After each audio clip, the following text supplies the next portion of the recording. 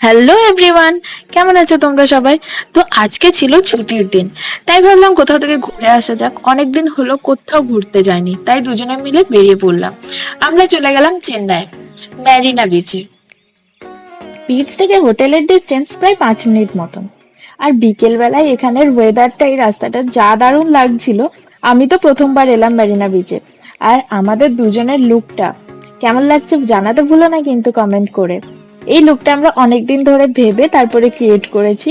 একটা আলাদা এক্সাইটমেন্ট চলে কোথাও ঘুরতে যাওয়ার আগে, তো সেটাই হচ্ছিল আমাদের মধ্যে। আর এই যে আমরা বিচের মধ্যে চলে এসেছি, এটা হচ্ছে ওয়ার্ল্ডের সেকেন্ড লার্জেস্ট বিচ, চেন্নাইয়ের ম্যারিনা বিচ।